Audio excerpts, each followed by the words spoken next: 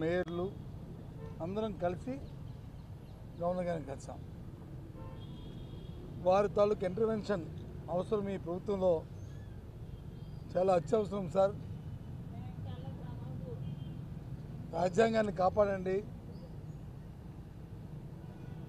రాజ్యాంగం తాలూకు స్పిరిట్ ఏదైతే ఉందో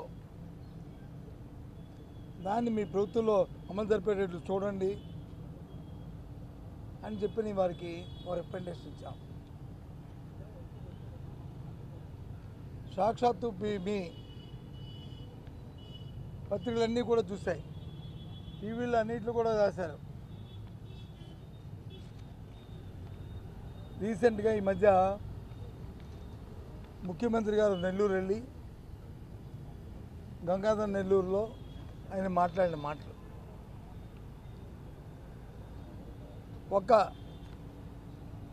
ఏ పని చేసినా సరే తెలుగుదేశం పార్టీ వాళ్ళకే చేయండి, వైసీపీ పార్టీ వాళ్ళకి చేయొద్దు, చేస్తే పాముకి పాలు వేసి పోషించినట్టే. కాబట్టి ఆయన చెప్పిన వర్కర్స్ చెప్పిన నేపథ్యం దయచేసి ఆలోచించమని కోరుతున్నాను. ఎవరైనా బెనిఫిషరీ ఉంటే బెనిఫిషరీకి పార్టీలు ఉండవు, బెనిఫిషరీకి వర్గాలు ఉండవు. బెనిఫిషరీకి ఏదైతే ప్రభుత్వం నిర్దేశించిన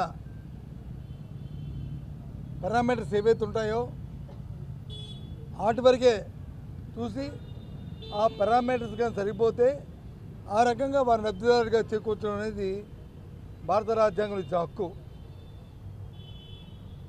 అలా కాకుండా ఆయన ప్రమాణ స్వీకారం చేసిన ఓతికి దానికి వ్యతిరేకంగా చట్టాన్ని చేతిలో తీసుకుంటూ కాన్స్టిట్యూషన్ వైలేషన్కి పాల్పడుతున్నారు చంద్రబాబు నాయుడు గారు, ముఖ్యమంత్రి గారు, వారి తాలూకా క్యాబినెట్ అంతా కలిపి. వారితో పాటు బ్యూరోక్రసీ మొత్తం అందరూ కూడా ఈ విధంగా వారి పరిపాలన సాగుతుంది. కాబట్టి మీ ప్రభుత్వంలో మీ ఇంటర్వెన్షన్ అవసరం గవర్నర్ గారు అని చెప్పి వారికి ఈరోజు మేమందరం విన్నవించుకున్నాం. ఎప్పుడు కూడా దేశ చరిత్రలో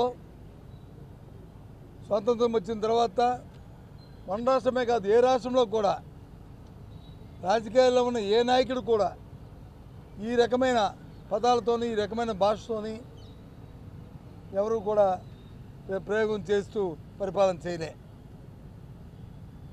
మేము ఒకటే అడుగుతున్నాం సూటిగా, ఆంధ్ర రాష్ట్రంలో ఏ రాజకీయ పార్టీ అయినా సరే ఆ పార్టీకి ఉన్న సిద్ధాంతాల ప్రకారం, ఆ పార్టీకి ఉన్న విధానాల ప్రకారం రాష్ట్రంలో ఉన్న 5 కోట్ల మంది ప్రజలకి మేలు జరిగే విధంగా పరిపాలన చేయడం అనేది ఆ పార్టీల తాలూకా లక్ష్యం. అధికార పార్టీ అయితే అది చేస్తారు, అదే ప్రతిపక్షాలు అయితే వాటిని చేయడానికి ప్రయత్నంగా ప్రభుత్వంతో అవి చేయించే ఏర్పాటును చేస్తూ వాళ్ళని ఒత్తిడి తీసుకొస్తూ చేస్తుంటాయి. అంతేగాని ఏ ఒక్కరికో ఏ ఇద్దరికో ఉన్న ఇది ప్రత్యక్షంగా ఉన్న వివాదం కాదు, వ్యక్తిగత వివాదాలు కాదు, ఇది ఆస్తి తగాదాలు కాదు, ఇది వ్యక్తిగతమైన తగాదాలు కాదు. ఇవి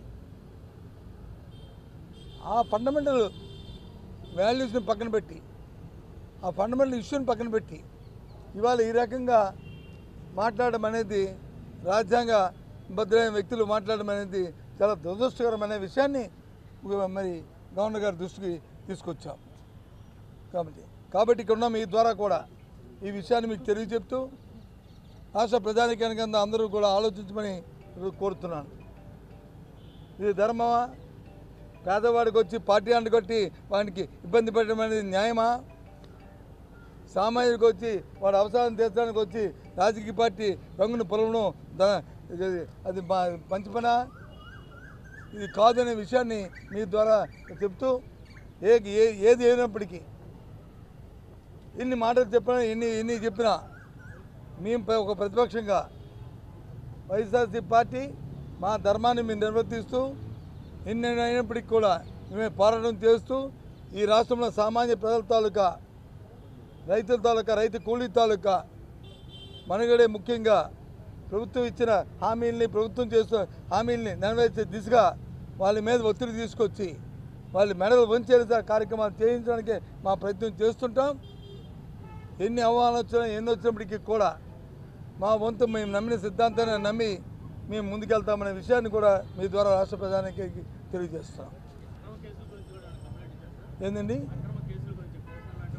అక్రమ కేసుల గురించి ఇంతకుముందే అంతకుముందు ఇచ్చాం, చూస్తున్నాం. రోజు కూడా అక్రమ కేసులు పెట్టడం, వైసీపీ కార్యకర్తల మీద, నాయకుల మీద, యాక్టివిస్టుల మీద, లేకపోతే జర్నలిస్టుల మీద, సంబంధం లేని పార్టీ లేని జర్నలిస్టుల మీద మీ మీద కూడా కేసులు పెడుతున్న ధైర్యం చూస్తున్నాం. ఈ రకంగా చట్టాన్ని చేతిలో తీసుకుని పోలీసు వ్యవస్థతో ఏ విధంగా జూమ్ చేసి చూస్తున్నాం, ఆ విషయాన్ని కూడా గవర్నర్ గారి దృష్టికి తీసుకొచ్చాం. ఓకే.